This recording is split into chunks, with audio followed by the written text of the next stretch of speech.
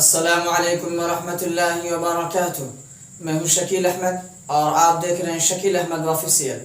آپ کی خدمت میں پیش ہے شکیل احمد آفیشیل کی ایک نئی پیشکش۔ جب انسان کسی کا دوست بنتا ہے، کسی کا قریبی بنتا ہے تو وہ کیا کرتا ہے؟ جب انسان کسی کا دوست بنتا ہے تو وہ اس کے پاس جاتا ہے، اس سے ملاقات کرتا ہے، اسے دیکھ کر خوش ہوتا ہے اور اس کے ساتھ کھاتا پیتا ہے،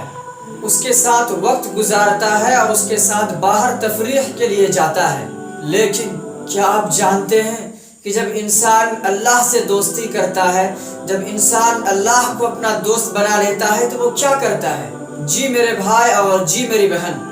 جب انسان اللہ کا دوست بن جاتا ہے، جب انسان اللہ کا قرب حاصل کر لیتا ہے تو پھر وہ اللہ کی نافرمانیوں سے بچ جاتا ہے اور اللہ کی فرما برداری میں لگ جاتا ہے۔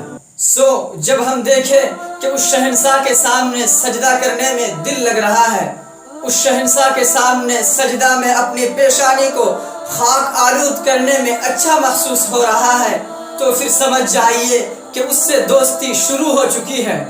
جب ہم اپنے آپ کو دیکھیں کہ مسجد میں وقت گزارنا ہمیں اچھا لگ رہا ہے، مسجد کو جانے میں ہمیں دل لگ رہا ہے، تو سمجھ جائیے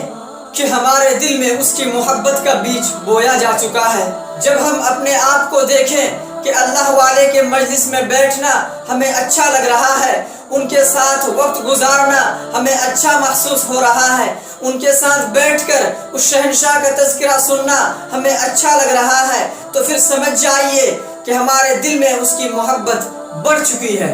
جب ہم اپنے آپ کو دیکھیں کہ اس کے کلام پڑھنے میں ہمیں خوشی ہو رہی ہے، ہمارا دل چاہ رہا ہے کہ ہم دیکھیں اس کے کلام میں ہمارے لیے کیا رکھا ہے، کہ ہم دیکھیں کہ اس کے کلام میں ہمارے لیے کیا پیغام ہے، تو پھر سمجھ جائیے کہ ہمارے دل میں اس کی محبت پیدا ہو چکی ہے اور وہ بھی ہم سے محبت کرتا ہے۔ وہ چاہتا ہے کہ میرا یہ بندہ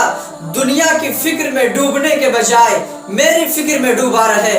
میرا یہ بندہ دنیا کی چیزوں کی تذکرہ کے بجائے میرا ذکر کرے۔ جب ہم اپنے آپ کو پائیں کہ ہم تنہائی میں ہو اور پھر اس کی یاد آ جائے اور پھر اس کی یاد میں ہمارے آنسو نکل آئے، تو پھر سمجھ جائیے کہ ہمارے دل میں اس کی محبت پیدا ہو چکی ہے۔ اور جب ہم اپنے کسی رات کو نیند سے خالی پائیں تو سمجھ جائیے کہ وہ شہنشاہ چاہتا ہے کہ میرا بندہ مجھ سے ہم کلام ہو، میرا بندہ مجھ سے باتیں کرے، تو اس وقت ہم اس سے باتیں شروع کر دیں اور اس سے ہر راز کی باتیں بتائی جا سکتی ہے،